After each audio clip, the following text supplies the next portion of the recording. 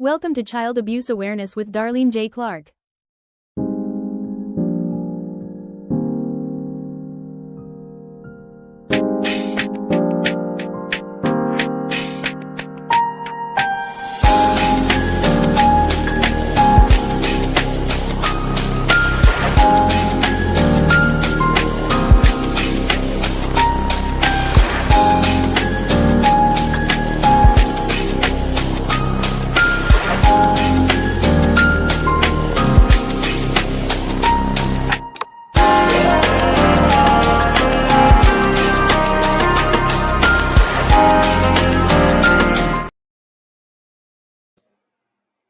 Hello, and welcome to another episode of Child Abuse Awareness with Darlene J. Clark.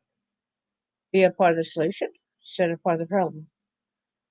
Please don't forget to hit the like, subscribe, and share. We appreciate it. Okay, I had to put this on my phone right quick. Sorry. Copyright disclaimer under Section 107 of the Copyright Act of 1976. Allowance is made for fair use for purposes such as criticism, comment, news reporting, scholarship, and research. Fair use is a use permitted by copyright statute that might otherwise be infringing.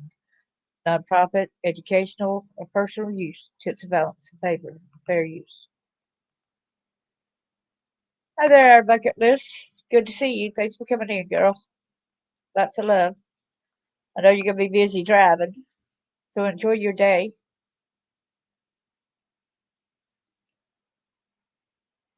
Appreciate you so much.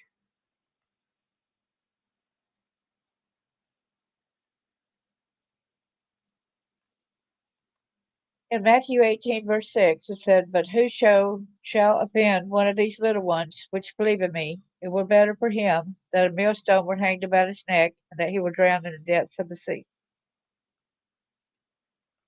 A lot of people tell us to stop getting out there, stop, just drop it. People say you need to just forget, whatever. Isaiah says, 117, learn to do right, seek justice, defend the oppressed, take out the cause of the fatherless, in the case of the widow.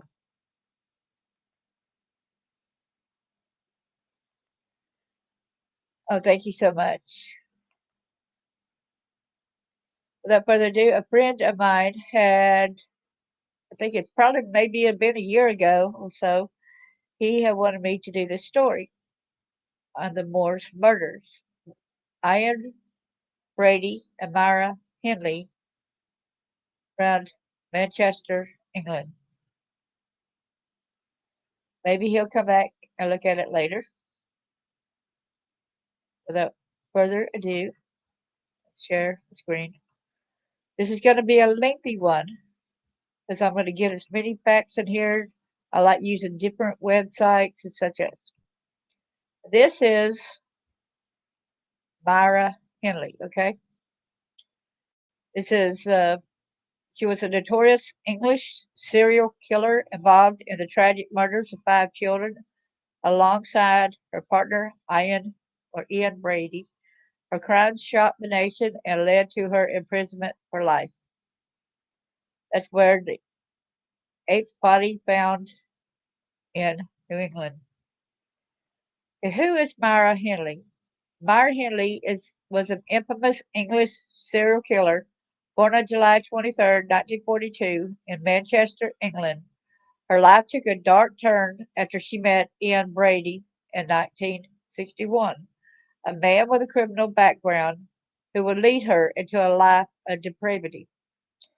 The two formed a bond that would ultimately result in one of the most notorious crime sprees in British history. How do we not know that she actually did dark things herself? I mean, why didn't she leave him, right? Together, they were responsible for the brutal rapes and murders of 5 young children in the early 1960s. Their heinous acts went undiscovered for several years until a crucial tip-off from Hindley's brother-in-law initiated a police investigation leading to their arrest. Thank you so much to Hindley's brother-in-law. Hindley's trial began on April 27, 1966, where she and Brady pled not guilty to several charges. Despite her denial, she was found guilty of the murders of two of the children and also charged with harboring a murderer. She received a life sentence, which she served until her death on November 16, 2002, in prison. Over her years of incarceration, Hindley claimed she had several ties with Brady and insisted on her innocence, yet her later confession revealed her full involvement in the crimes. Hindley's notoriety continues to provoke public fascination and horror, cementing her place in the annals of criminal history. Her early life. Myra Hindley was born July 23, 1942, in Manchester, England. Her early years were spent in the care of her grandmother, a significant figure during her formative period. Hindley faced emotional turmoil after the drowning death of a close male friend, when she was just 15 years old. The tragic event profoundly affected her, leading to her decision to leave school. This tragic event, okay, how do we know she wasn't involved? Was she around the area when he was? I'd like to know more about that, you know? This tragic event profoundly affected her, leading to her decision to leave school. In a search for solace, she converted to Roman Catholicism, seeking a framework that could provide her with moral guidance and stability amidst her turbulent youth. This period marked the beginning of her estrangement from a conventional life, setting the stage for future decisions that would change her life irrevocably. At 61, Hindley's life took a dramatic turn when she met Ian Brady, or Ian, whichever way they pronounced it, a stock clerk with a criminal history. Their relationship quickly intensified, and she fell deeply in love, surrendering herself into his control and influence. Brady represented a sharp departure from her previous existence, introducing her to a darker world that would eventually lead them both down a path of criminality. Henley's education, in the traditional sense, was cut short, but the lessons she learned from her encounters during this formative stage would have catastrophic consequences, molding her into one of the most notorious figures in British criminal history.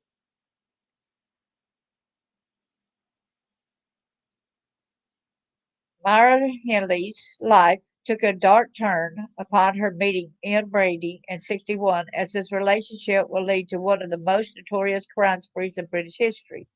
The couple quickly became inseparable, and Hindley fell under Brady's influence, ultimately succumbing to his insidious plans.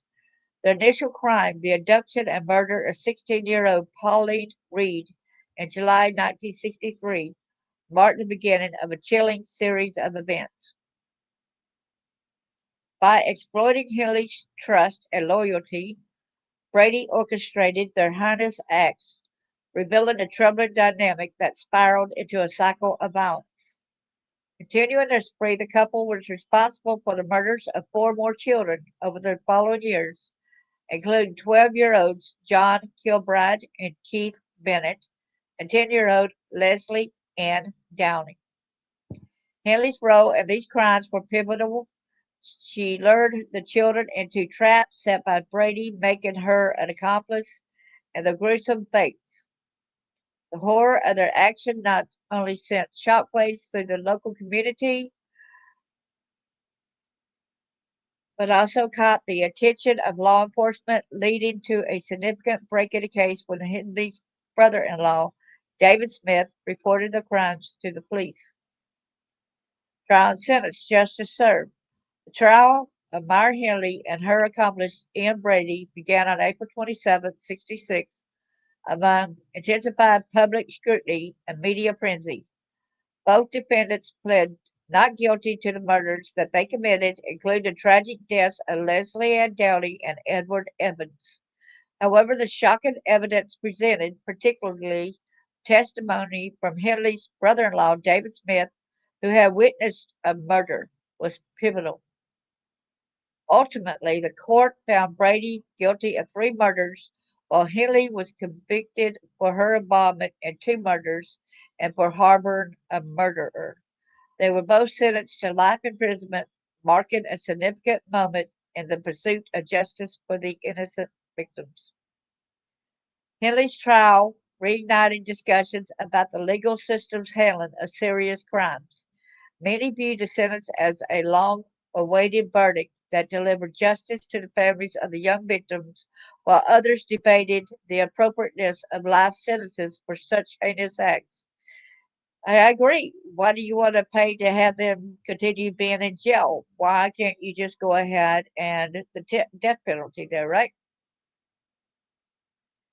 Healy's contrasting portrayal, both as a willing accomplice and a remorseful individual in later years, left an imprint on public perception.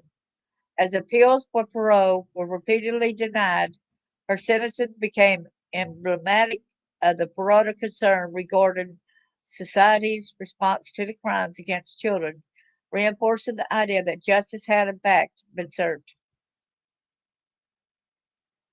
Well, that ain't justice, the taxpayers still had to pay for them to be in jail, right? You're still paying for her. Confession and death, Myra Hindley, one of England's most notorious serial killers, became a focal point of public fascination and horror due to her chilling confessions of the violent nature of her crimes. After severing ties with her partner, Ian Brady, in 70, Hindley initially maintained her innocence. However, a significant turn occurred in 87 when she disclosed her full confession, admitting her involvement in horrific murders of 5 children, including Pauline Reade and Lesley Ann Downey. This revelation not only reignited media attention, but also prompted widespread public outrage, renewing discussions regarding her initial trial and sentencing. Despite her attempts to portray herself as a changed individual over the years, Henley's applications for parole were consistently denied. I mean, you didn't give the kids a chance to get up and grow up, okay? Excuse me, you took away their lives. The legal and public scrutiny surrounding her case highlighted the complexity of her character, oscillating between a seemingly remorseful figure seeking redemption and the cold blooded murderer she was convicted of being. Henley's life came to a close on November 16, 2002, when she died of respiratory failure in prison. Her death marked the end of an infamous chapter in British criminal history, leaving behind a legacy of fear and a reminder of the depths of human depravity. Here goes more of her life and her financial. I don't want to read too much of that. Okay. Let's get on down. I want to go ahead and get into this more because there's going to be more on other. This is the Moore's murders. This is Ian Brady right here and Myra Hindley.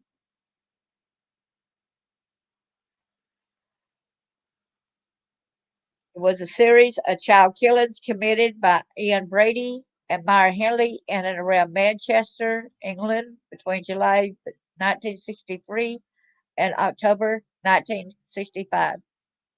The 5 victims, Pauline Reade, John Kilbride, Keith Bennett, Lesley Ann Downey, and Edward Evans, were aged between 10 and 17, and at least 4 of them were sexually assaulted. The bodies of 2 of the victims were discovered in 1965 in graves dug on Saddleworth Moor. A third grave was discovered there in 1987, more than 20 years after Brady and Henley's trial. Bennett's body is also thought to be buried there, but despite repeated searches, it remains undiscovered.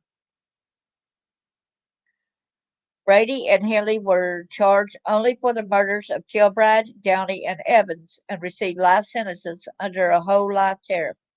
The investigation was reopened in 85 after Brady was reported as having confessed to the murders of Reade and Bennett. Henley stopped claiming her innocence in 87 and confessed to all the murders. After confessing to these additional murders, Brady and Henley were taken separately to Saddleworth Moor to assist in the search for the graves. Characterized by the press as the most evil woman in Britain, Hindley made several appeals against her last sentence, claiming she was a reformed woman and no longer a danger to society, but was never released. She died in 2002 in West Suffolk Hospital, aged 60, after serving 36 years in prison. Brady was diagnosed as a psychopath in 1985 and confined to a high security Ashworth hospital. He made it clear that he wished to never be released and repeatedly asked to be allowed to die. He died in 2017 in Ashworth, aged 79, having served 51 years. The murders were the result of what Malcolm McCulloch, professor of forensic psychiatry at Cardiff University, described as a concatenation of circumstances. The trial judge, Justice Fenton Atkinson, described Brady and Hindley in his closing remarks as two sadistic killers of the utmost depravity. The crimes were the subject of extensive worldwide media coverage. So here's where Ian Brady was born in the Gorbals area of Glasgow as Ian Duncan Stewart on January the 2nd, 1938, to Margaret Peggy Stewart, an unmarried tea room waitress. The identity of Brady's father has never been reliably ascertained, although his mother said he was a journalist working for a Glasgow newspaper who died 3 months before Brady was born. Brady's mother had little support and after a few months was forced to give her son into the care of Mary and John Sloan, a local couple with 4 children of their own. Brady took their family name and became known as Ian Sloan. His mother continued to visit him throughout his childhood. At age 9,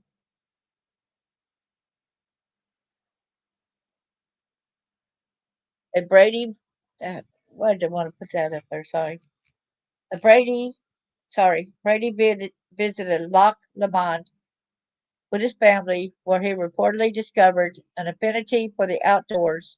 A few months later, the family moved to a new council house on an overspill estate on Pollock. Various authors have stated that Brady tortured animals. That trigger warning.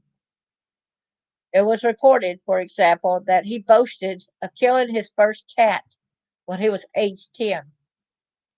Then went on to burn another cat alive, stone dogs, and cut off rabbits' heads. Brady, however, denied any accusations of animal abuse specifically. Brady's behavior worsened when he attended Shawlands Academy, a school for above average pupils. As a teenager, he twice appeared before a juvenile court for housebreaking. Brady left the academy age 15 and took a job as a tea boy at a Heartland and Wolf shipyard in Govan. 9 months later, he began working as a butcher's messenger boy. Wow. Brady had a friend, Evelyn Grant, but their relationship ended when he threatened her with a flick knife after she visited a dance with another boy. He again appeared before the court, this time with 9 charges against him. And shortly before his 17th birthday, he was placed on probation on condition that he lived with his mother. By then, sorry, it just keeps messing up.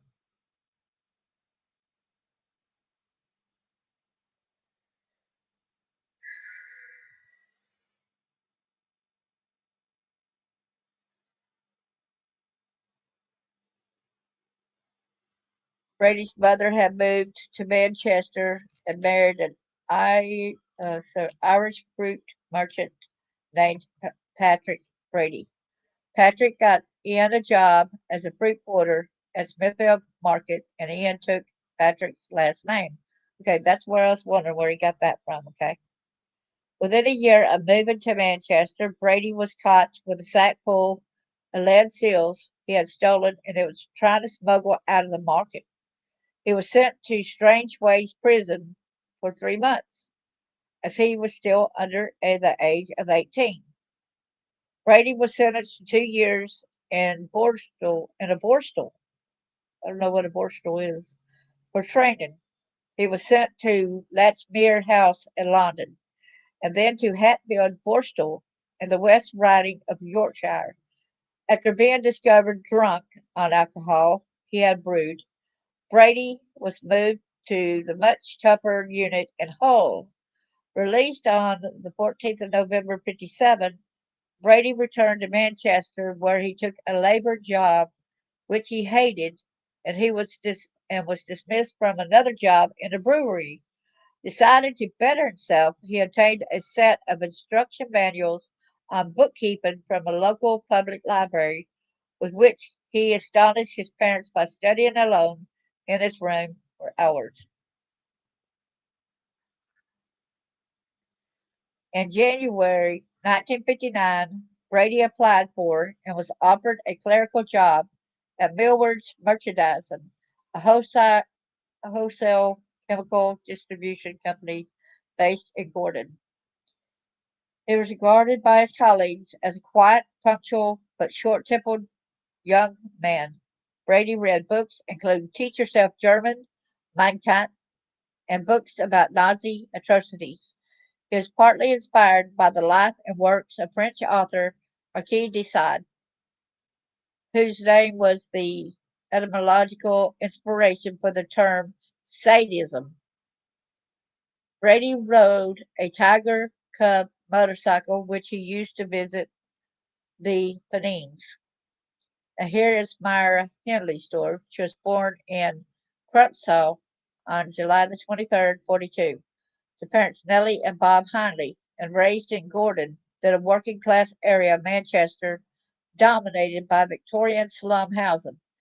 Her father was an alcoholic who was frequently violent towards his wife and children. The family home was in poor condition, and Hindley was forced to sleep in a single bed next to her parents' double bed. Their living situation deteriorated further when Hindley's younger sister Maureen was born in August 1946. The following year, 5-year-old Myra was sent to live nearby with her grandmother. Hindley's father had served with the Parachute Regiment and was stationed in North Africa, Cyprus, and Italy during the Second World War. He had been known as a hard man while in the army, and he expected his daughter to be equally tough. He taught her to fight and insisted that she stick up for herself. When Hindley was aged about 8, a local boy scratched her cheek, drawing blood. She burst into tears and ran to her father, who threatened to leather her if she did not retaliate. Hindley found the boy and knocked him down with a series of punches. As she wrote later, at 8 years old, I scored my first victory. Malcolm McCulloch, professor of forensic psychiatry at the Cardiff University, had written that Hindley's relationship with her father brutalized her. She was not only used to violence in the home, but rewarded for it outside. When this happens at a young age, it can distort a person's reaction to such situations in life.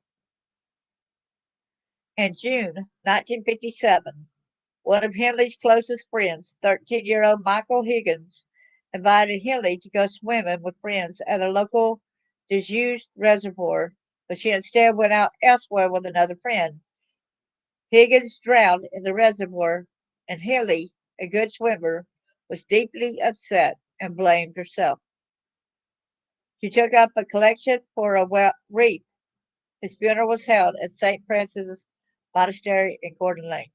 So there we got the answers there. She was not there when he drowned. The monastery where Hindley had been baptized, a Catholic, as an infant in 42, had a lasting effect on her. Hindley's father had insisted she have a Catholic baptism.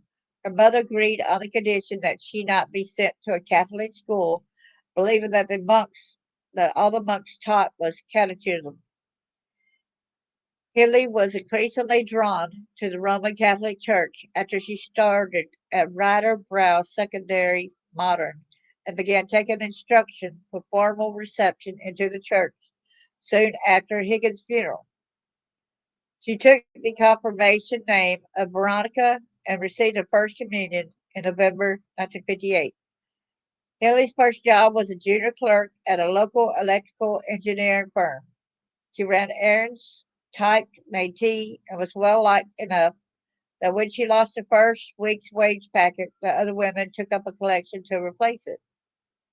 At age 17, Hindley became engaged after a short courtship, but called it off several months later after deciding the young man was immature and unable to provide her with the life she wanted. She took weekly judo lessons at a local school, but found partners reluctant to train with her as she was often slow to release her grip. Henley took a job at Bradby and Hitchlip, an engineering company in Gordon, but was dismissed for absenteeism after 6 months. Then says there's a lot on here's as a couple. In January 61, the 18-year-old Henley joined Millwards as a typist. She soon became infatuated with Brady. Henley began a diary, and although she had dates with other men, some of the entries detail her fascination with Brady, to whom she eventually spoke for the first time on July 27th. Over the next few months, she continued to make entries, but grew increasingly disillusioned with Brady until December 27th, when he asked her on a date to the cinema. Many sources state that the film was Judgment at Nuremberg, but Henley recalled it as King of Kings. Brady and Henley's dates followed a regular pattern: a trip to the cinema, usually to watch X rated film, then back to Henley's house to drink German wine. Brady then gave Henley reading material, and the pair spent their lunch breaks reading aloud to one another from accounts of Nazi atrocities. Henley began to emulate an ideal of Aryan perfection, bleaching her hair blonde and applying thick crimson lipstick. She occasionally expressed concern at some aspects of Brady's character. In a letter to a childhood friend, she mentioned an incident where she had been drugged by Brady, but also wrote of her obsession with him. A few months later, she asked her friend to destroy the letter. In her 30,000 word plea for parole submitted to Home Secretary Myra Reade, Hindley said, within months, he, Brady, had convinced me that there was no God at all. He could have told me that the earth was flat, the moon was made of green cheese, and the sun rose in the west. I would have believed him. Such was his power of persuasion. Hindley began to change her appearance further, wearing high boots, short skirts, and leather jackets, clothing considered risque for the period. Both she and Brady became less sociable to their colleagues. They were regulars at the library, borrowing books on philosophy as well as crime and torture. They also read works by the Marquis de Sade, Frederick Nietzsche, Fyodor Dostoevsky's Crime and Punishment. I don't know if I said that right. Although Hindley was not a qualified driver, she passed her test on November 7th, 63, after failing 3 times. She often hired a band in which a couple planned bank robberies. Hindley befriended George Clitheroe, the president of the Cheadle Rifle Club, and on several occasions visited 2 local shooting ranges. Clitheroe, although puzzled by her interest, arranged for her to buy a 22 rifle from a gun merchant in Manchester. She also asked to join a pistol club, but she was a poor shot and allegedly bad tempered. So Clitheroe told her that she was unsuitable.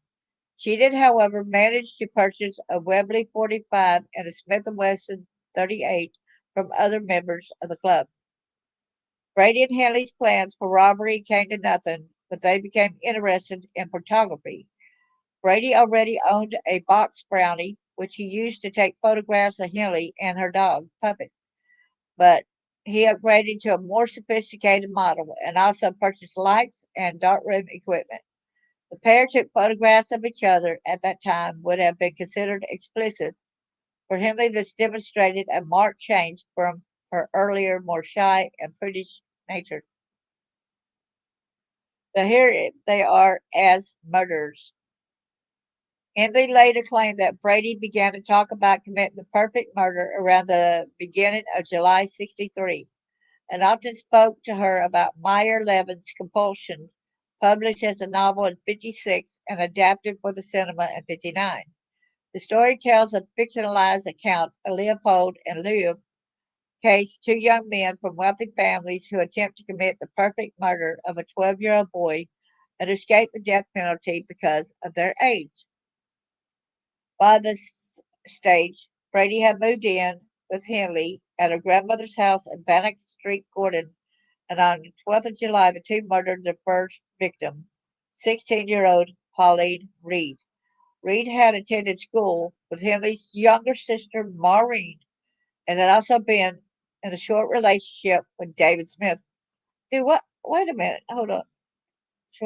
Oh, that brother-in-law. Okay. Um, Police found nobody who had seen Reade immediately before her disappearance, and although the 15-year-old Smith was among the people questioned by police, he was cleared of any involvement in her death. Brady and Hindley were not among the people questioned. So let's go over here right quick. Let's go to Reade. Here she is right here. Here's Pauline Reade. Remains kept by police. Remains of the Moore murders. She's a beautiful girl. Remains of the Moore murders' first victim were kept by police for 30 years without her family's knowledge. And Brady and Myra Hindley admitted killing 16-year-old Pauline Reade in 63 while in prison in the 80s. Greater Manchester Police said it recently became aware some of her remains were kept for investigative purposes and has since apologized. The teenager's niece told the Manchester Evening News she was devastated by the discovery. Jackie Reade said, "The police called me in the middle of August and said they had stumbled across some stuff. They said it was a piece of her jawbone, and I couldn't believe it. It was heartbreaking.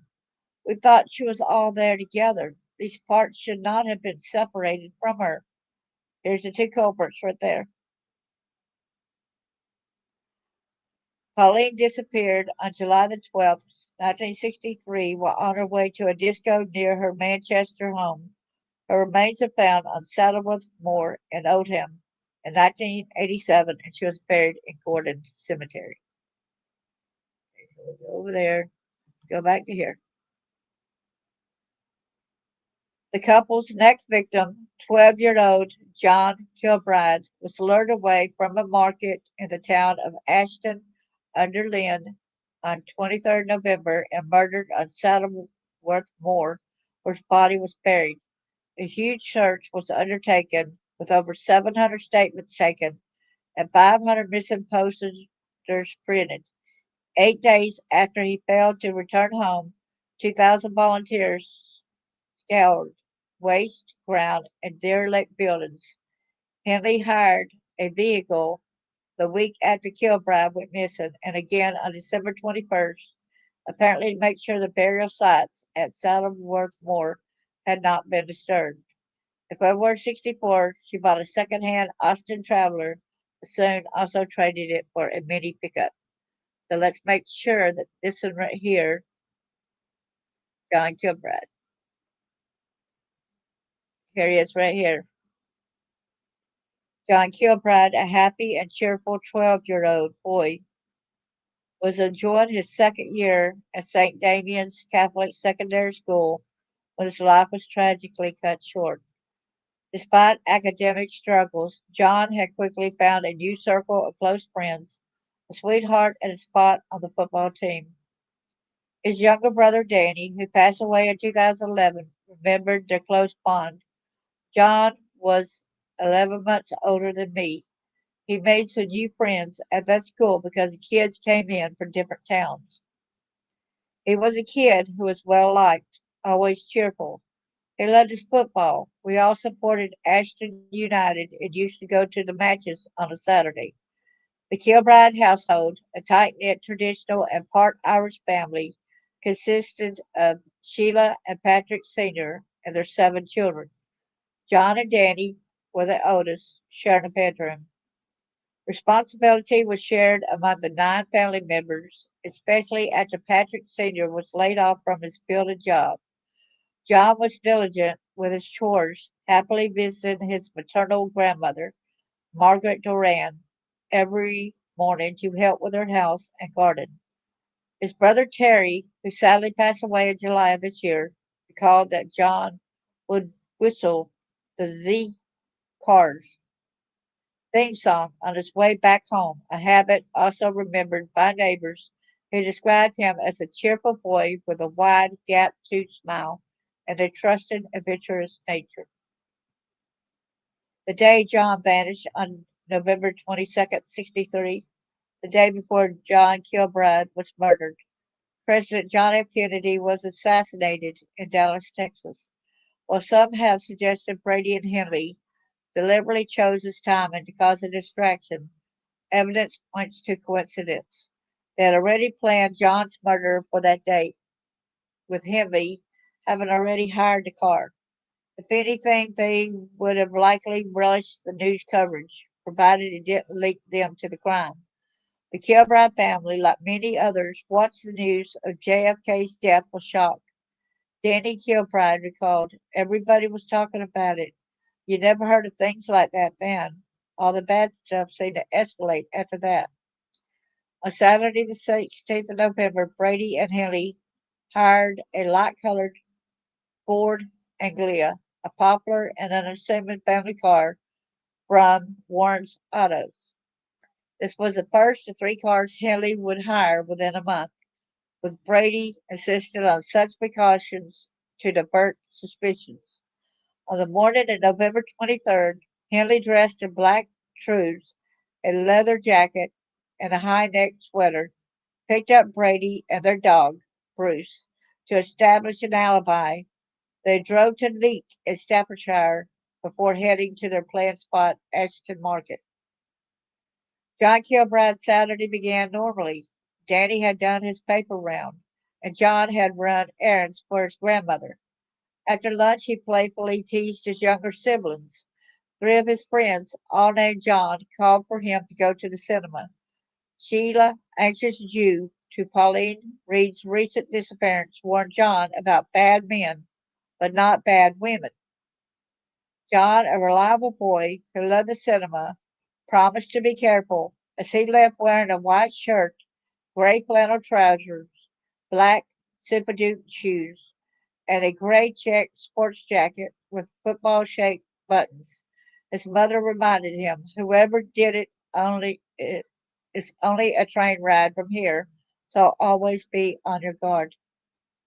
The last sighting, John Ryan, one of John's friends, later testified that he saw the A-rated movie, The Mongols, at the Pavilion Picture House. After leaving at 5 p.m. in the dark, foggy streets of Ashton, they went to the market to earn money by running errands. Ryan last saw John at about 5:25 p.m. by some salvage bins near a carpet dealer's stall. There was no one with him. It was about 5:25 p.m. when I last saw him. I never saw him after that. This memory haunted Ryan for years.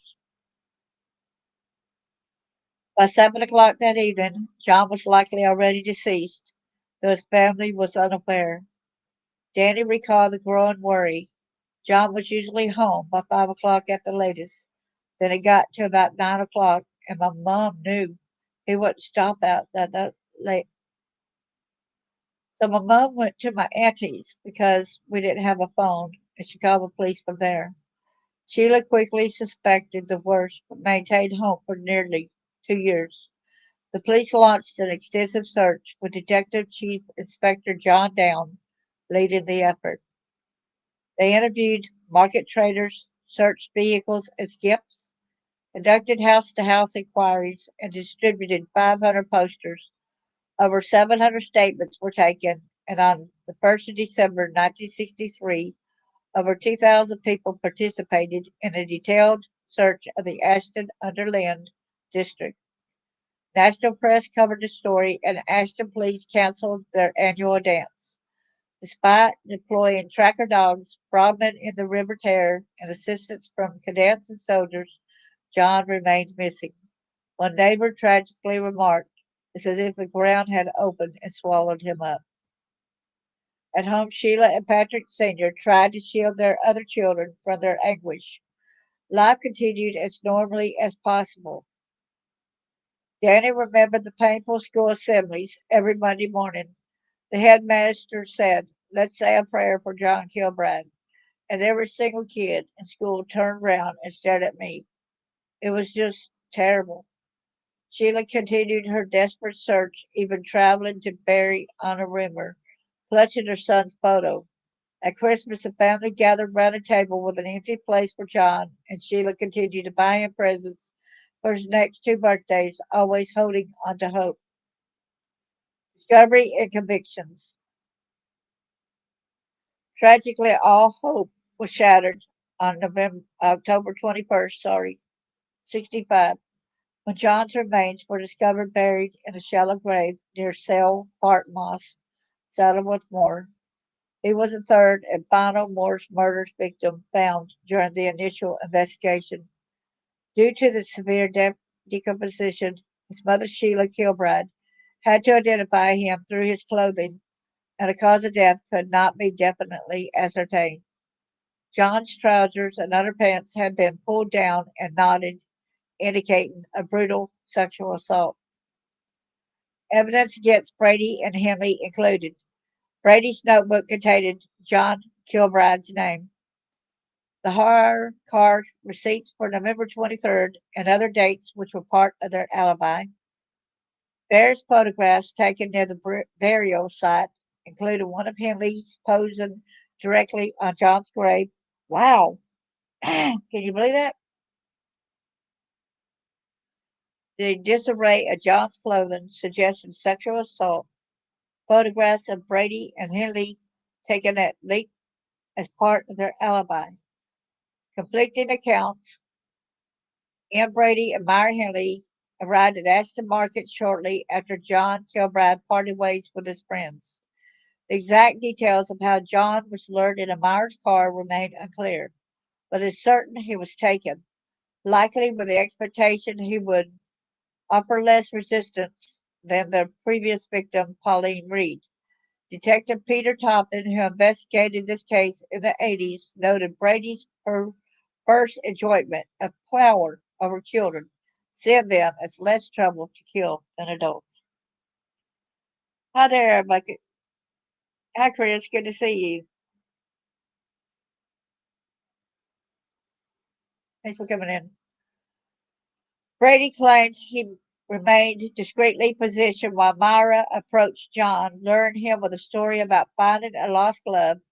Hindley, however, offered two conflicting accounts. Initially, she said they spotted John buying broken biscuits and Brady spoke to him.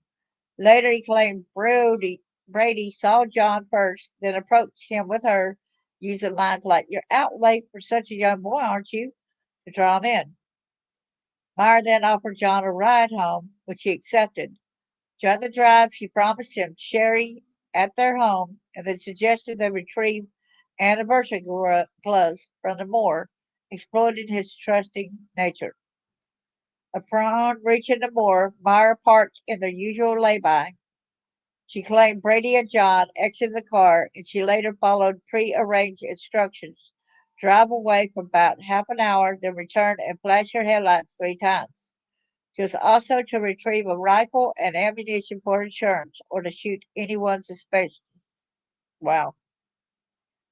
Brady's account differed significantly. He stated all three walked onto the moor, and when John became uneasy, Brady, after a prearranged signal, grabbed John's throat. Myra allegedly joined in restraining the struggling boy, pinned his wrists, Brady then pulled down John's trousers and underwear, tied a knot in his underpants, a detail later confirmed by the body's recovery. Within minutes, John was dead, strangled by Brady, while Myra restrained his legs. Brady claimed to have slapped John's bottom before burying him face down in a shallow grave, triumphantly shouting at the sky. Wow. John's remains were badly decomposed when found 2 years later due to being buried near a stream bed, making it impossible to ascertain a precise cause of death. On July, sorry, take a deep breath. On the 6th of May, 1966, I.M. Brady was found guilty of the murders of John Kilbride, Lesley Ann Downey, and Edward Evans, while Myra Hindley was convicted of the murders of Downey and Evans. The evidence for John Kilbride's murder was insufficient for conviction. However, given her role in hiring the car and her presence in the incriminating photographs, she was found guilty of harboring, assisting, and maintaining Brady, knowing he had killed John. Excuse me. This is really upsetting me, so excuse me. This conviction added an extra 7 years to her 2 life sentences. In 1990, after Hindley confessed her full role in all 5 murders, both her and Brady's sentences were upgraded to whole life orders.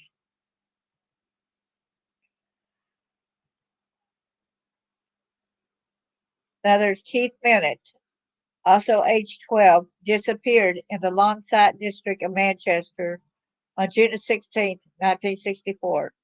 His stepfather, Jimmy Johnson, became a suspect in the 2 years following Bennett's disappearance. Johnson was taken for questioning on 4 occasions. Detectives searched under the floorboards of the family home and discovered that the houses in a row were connected, extending the search to the entire street. So let's go over here to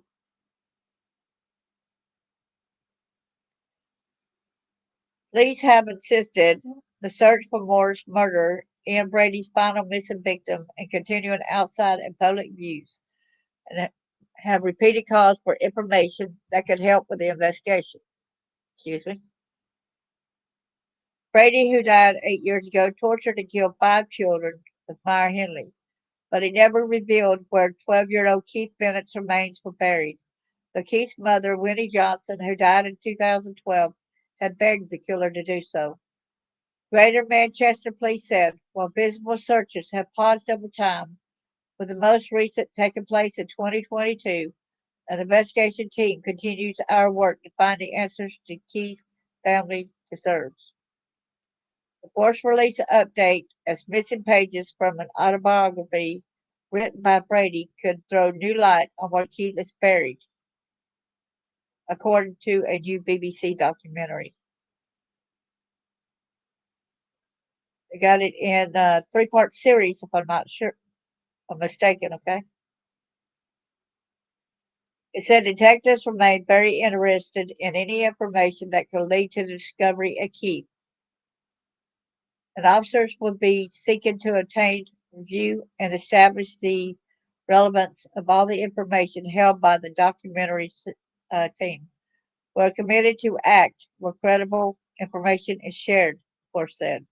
We are in regular contact with Keith's family, who are central to any action we take. They're kept updated on the ongoing lines of inquiry, some of which could be jeopardized by public disclosure, and no further comment on these matters will be given. Brady, who was jailed in '66, buried 4 of his victims in graves on Saddleworth Moor, Greater Manchester. Okay, so we're not going to go, let's go down here a little bit more about Keith. Keith's brother, Alan Bennett, has called for any missing material to be made available to police because it could contain vital information in regard to the search for Keith. He was kept informed of the discovery of the missing memorial pages by the makers of the Moore's murders, A Search for Justice. Let's go over here to this now. Boy, this is disgusting, ain't it, y'all, with these murders, right?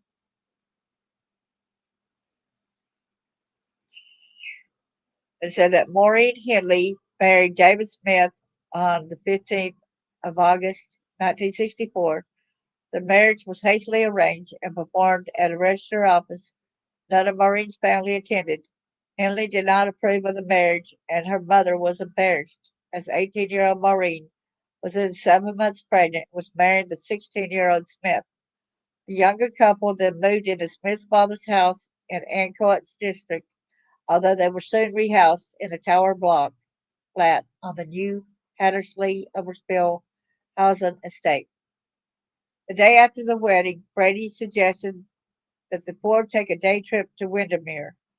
This was the first time Brady and Smith had met properly, and Brady was apparently impressed by Smith's demeanor. The two talked about society, the distribution of wealth, and the possibility of robbing a bank. The young Smith was similarly impressed by Brady, who throughout the day had paid for his food and wine. The trip to the Lake District was the first of many outings. Henley was apparently jealous of their friendship, but came closer to her sister. So, and also during '64, Henley, her grandmother, and Brady were rehoused as a part of the post-war slum clearances in Manchester. Moving to 1640 Brook Avenue, a newly built council house on the Hattersley Overspill estate near Cheshire Town of Hyde. Brady and Henley became friendly with Patricia Hodges, the 11-year daughter of a neighbor. Hodges accompanied the company on their trips to Saddlemore Moor to collect peat, something that many householders on the new estate did to improve the soil in the gardens, which were full of clay and builders' rubble. The couple never harmed Hodges, since she lived only a few doors away, which would have made it easier for police to solve any disappearance. Early on Boxing Day in '64, Henley left her grandmother at a relative's house and refused to allow her back to Brook Avenue that night. That same day, 10-year-old Lesley Ann Downey disappeared from a fun fair in Ancoats. Despite a huge search, she was not found. Downey's stepfather, Alan West, was treated as a suspect by police and repeatedly questioned over her disappearance, but no evidence was uncovered, and the disappearance remained unsolved for nearly a year. The following day, Ellie brought her grandmother back home. Let's see what if I got that one on there. Here she is right here. Here's Lesley Ann Downey. Was a well-loved 10-year-old girl living in Manchester in the mid 1960s. Her mother, Ann West, described her as a perfect and responsible child who always did as she was told, and had worked hard to provide a stable home for Lesley and her three brothers. Finally settling in a council flat in Ancoats with her partner, Alan West. Lesley, though shy, was gaining confidence, enjoying school, and especially loved singing and dancing to her favorite song, Bobby's Girl. The family's Christmas in '64 was a happy one, filled with presents and festive cheer. The festive atmosphere continued into Boxing Day. Leslie wanted to go to the local fair, but her older brother Terry was home with the flu. Anne initially said no, but when a neighbor, 8-year-old Linda Clark, said she was going with her family, Anne relented. At about 4 p.m., Leslie, wearing a blue coat and red shoes, left the house. Conflicting accounts exist on who she went with, but the last confirmed sighting of her was around 5:35 p.m., standing alone by the Dodgems at the fair. Lesley Ann Downey had vanished. The tape recording. After Leslie failed to return home, her mother's initial worry turned into a cold dread. The family and police immediately launched a search with the community of Ancoats, rallying to help. For months the search continued, but Leslie's case became a cold missing persons file. The family was left in agonizing uncertainty. The breakthrough came nearly a year later, on October the 6th, 1965, when Myra Hindley's brother-in-law, David Smith, witnessed Ian Brady kill Edward Evans. Smith's tip-off led to the arrest of Brady and Hindley and the discovery of a trove of damning evidence in a suitcase. The evidence included photos of Lesley Ann Downey and, most chillingly, a 16-minute tape recording of her final moments. Lord have mercy. The recording, which has never been released to the public due to its profound horror, revealed in excruciating detail what happened to Lesley.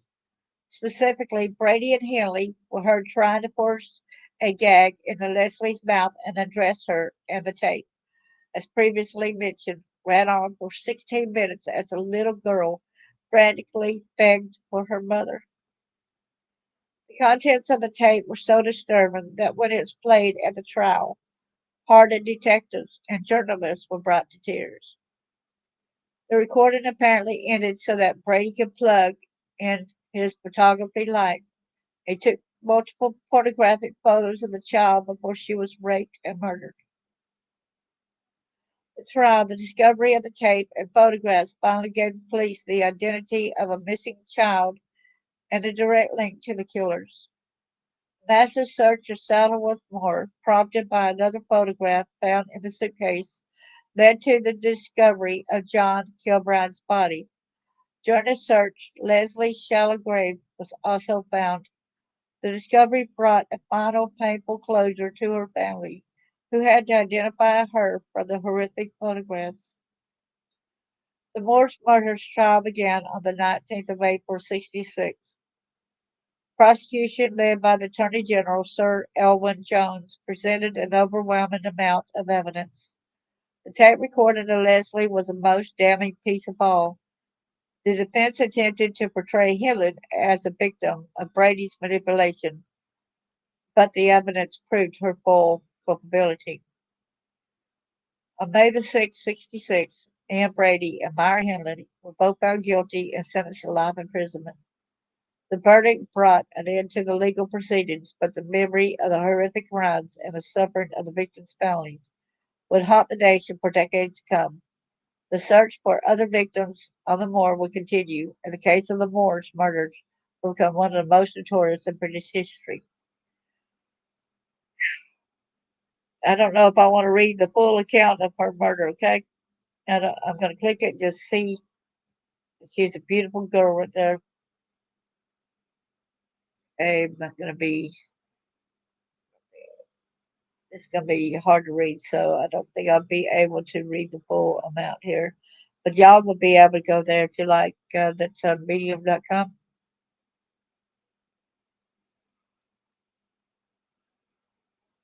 More of her life is there. So sorry, this is kind of hard. Okay, so it said by February 65, Hodges had stopped visiting Waterbrook Avenue, but Smith was still a regular visitor. Brady gave Smith books to read, and the two discussed robbery. On Henley's 23rd birthday in July 65, her sister and brother-in-law, who had until then been living with relatives, were rehoused in Underwood Court, a new multi-story block of flats not far from Waterbrook Avenue. The two couples began to see each other more regularly, but usually only on Brady's terms. Many years later, Hindley claimed that she took part in the killings only because Brady had drugged her, was blackmailing her with pornographic pictures he had taken of her, and had threatened to kill Maureen. She also claimed that on journey home from Saddleworth Moor, the murder of Pauline Reade, Brady had warned her that she would end up in the same grave as her victim.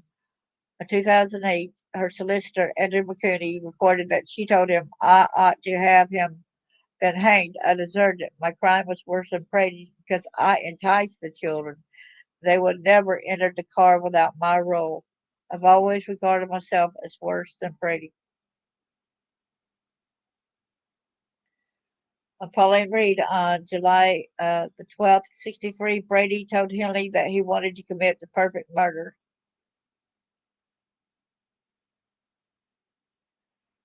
Driving down Gordon Lane, Brady saw a young girl and signaled Hindley, who did not stop because she recognized the girl as an 18 8-year-old neighbor of her mother. Sometime after 7 p.m., Brady signaled Hindley to stop for 16-year-old Pauline Reade, a schoolmate of Hindley's sister Maureen, who was on Broxmore Street on her way to a dance.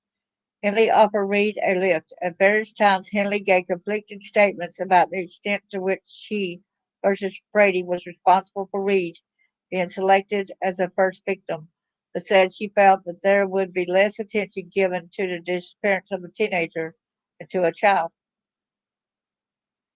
Once Reade was in the van, Hindley asked her to help in searching Saddleworth Moor for an expensive lost glove. Reade agreed, and they drove there. When Brady arrived on his motorcycle, Hindley told Reade he would be helping in the search. Hindley later claimed that she waited in the van while Brady took Reade onto the moor. Brady returned alone after about 30 minutes and took Hindley to the spot where Reade lay dying. Reade's clothes were in disarray, and she had been nearly decapitated by 2 cuts to the throat, including a 4-inch incision across her voice box, inflicted with some considerable force, and the two which collared her coat and the throat chain had been pushed. When Hindley asked Brady whether he had raped Reade, Brady replied, "Of course I did." Hindley stayed with Reade while Brady retrieved a spade he had hidden nearby on a previous visit, then returned to the van while Brady buried Reade. In Brady's account, Hindley was not only present in the attack, but participated in the sexual assault. Oh my goodness. John Kilbride in the early evening of November 23rd, 63, at the market in Ashton-under-Lyne, Brady and Hindley offered 12-year-old John Kilbride a lift home after also promising him a bottle of sherry. Once Kilbride was inside Hindley's hired Ford Anglia car, Brady said they would have to make a detour to their home for the sherry. Brady then suggested another detour, this time for a search for a glove Hindley had lost at Saddleworth Moor. When they reached the moor, Brady took Kilbride with him while Hindley waited in the car. Brady then sexually assaulted Kilbride and tried to slit his throat with a 6-inch serrated blade before strangling him with a shoelace or string. He then buried Kilbride's body in a shallow grave and at some point afterwards photographed Hindley and her pet dog standing atop the recently disturbed ground. Early in the evening of June 16th, 64, Hindley asked 12-year-old Keith Bennett, who was on his way to his grandmother's house alongside, for help and loaded some boxes into her Mini, after which she said she would drive him home. Brady was in the back of the van. Hindley drove to a lay-by on the Saddleworth Moor, and Brady went off with Bennett, supposedly looking for a lost glove. After about 30 minutes, Brady returned alone, carrying a spade that he had hidden there earlier, and in response to Hindley's questions, said that he had sexually assaulted Bennett and strangled him with a piece of string.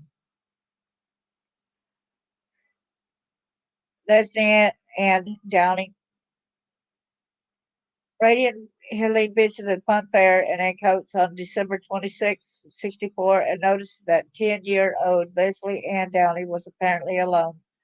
They approached her and deliberately dropped some shopping they were carrying, then asked her for help in taking the packages to her car and then to Wardlebrook Avenue. So y'all watch for that with your kids. Make sure you say, yeah, it's nice to help somebody, but don't go and help them to the car or something. That's going to endanger you. That's how these two people did, okay? At the house, Downey was undressed, gagged, and forcibly posed with photographs before being raped and killed, perhaps strangled by a piece of string. The attack was recorded on a reel-to-reel audio tape, with both Brady and Hindley's voices appeared as the victim screamed and begged for mercy. Hindley later maintained that she went to run a bath for Downey and found the victim dead when she returned. Brady claimed that Hindley committed the murder. The following morning, Brady and Hindley drove Downey's body to Saddleworth Moor and buried her naked with her clothes at her feet in a shallow grave. This is hard to read, y'all. I'm doing this for you, Cash. I hope you come and watch this. You wanted me to let the people know about this. Edward Evans on the evening of October the 6th, 1965. Hindley drove Brady to Manchester Central Railway Station, where she waited outside in the car while he selected the victim. Wow, waited at the railway station, okay?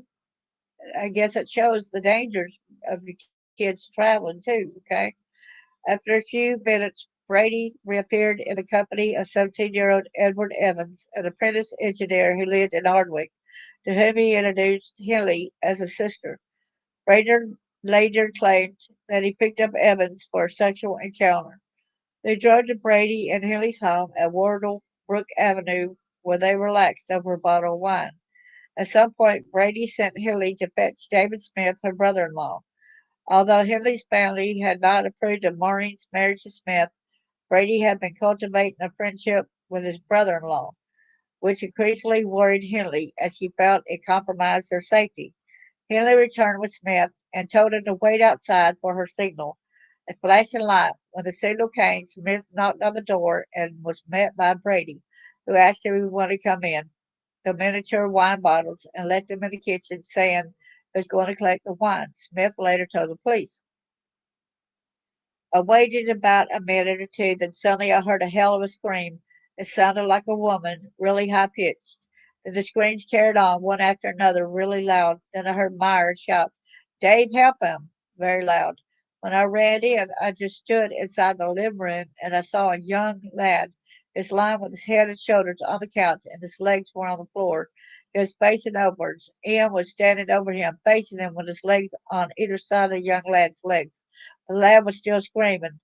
Ian had a hatchet in his hand. He was holding it above his head, and he hit the lad on the left side of the head with the hatchet. I heard the blow. It was a terrible hard blow. It sounded horrible. Smith then watched Brady throttle Evans with a length of electrical cord. Brady sprained his ankle in the struggle, and Evans' body was too heavy for Smith to carry to the car on his own. So they wrapped it in plastic sheeting and put it in his spare bedroom with the intention of disposing of it later. Wow. I don't think I can read any more of this. Sorry, everybody, okay? Okay, let me go over here to this other thing over here I want to show y'all. There's a monster of the moors. There was Ian Brady right here. Within months, he had convinced me that all there was no God at all. He could tell me Earth was flat. That was just something that she was saying earlier. There's a picture of the lovebirds, slaughter of the innocents. Here's where Pauline Reade, 16 from Gordon, disappeared on her way to disco. She got into a car with Hindley while Brady secretly followed on a motorbike at Saddlewood Moor. Brady murdered and buried her. According to Pauline's best friend, when she came to my house, she would ask me to walk her home if it was dusk. She was not the sort to get into a car with a stranger. There is John Kilbride, the eldest of seven children from Ashton under Lynn, snatched, sexually assaulted, and murdered. This was the brother that Terry Kilbride says my mother always used to be singing when she was cooking or ironing, but that stopped. Everything died. No, I don't know what's trying to send a message to somebody I don't want to talk. Oh man, they don't need to know that, do they? So this right here is Keith Bennett vanished after his mom watched him across the road to walk the last few yards to his grand's house in Longsight.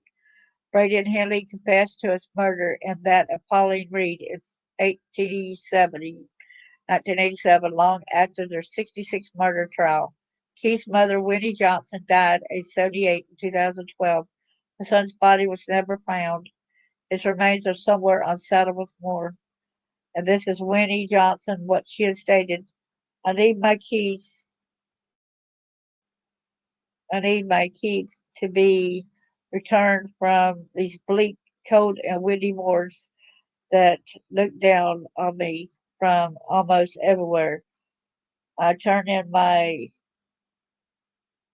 hometown of Manchester. My heart is torn from me. It's kind of hard to read the red lettering. I'm sorry.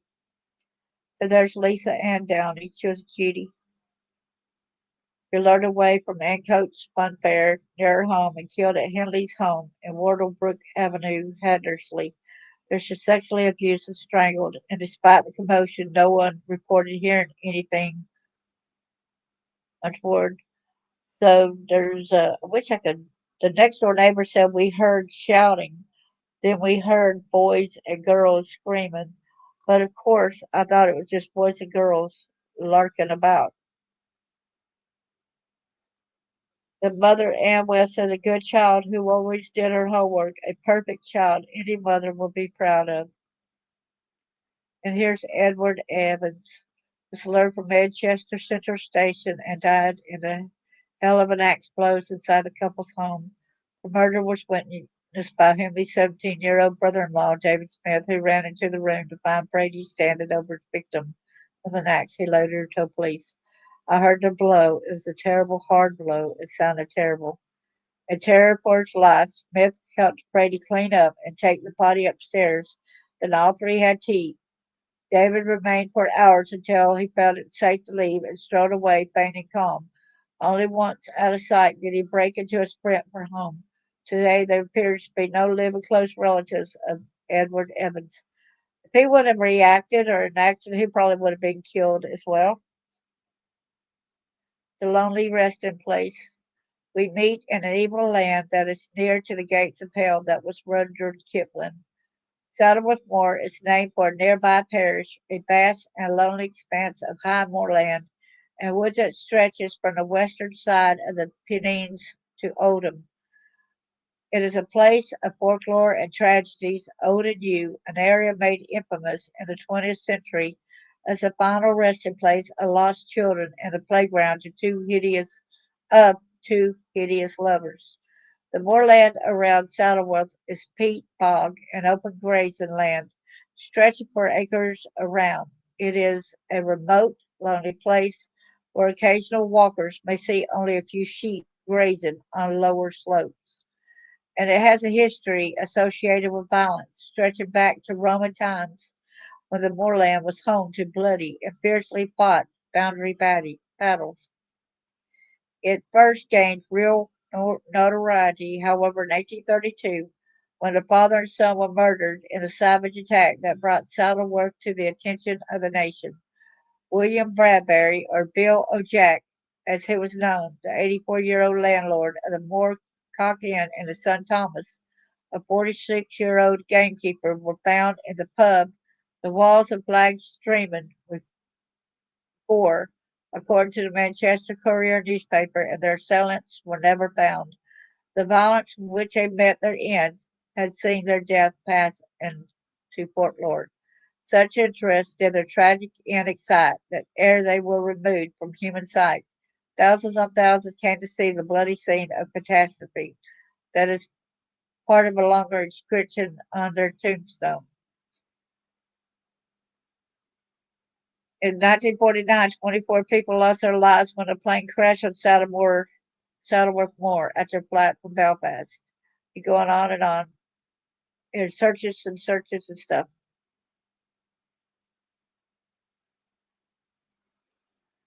All right. So let me stop the share now. I want to thank everybody for coming in. This has been hard to go over, hard to talk about, but we know that this is very important for us to do.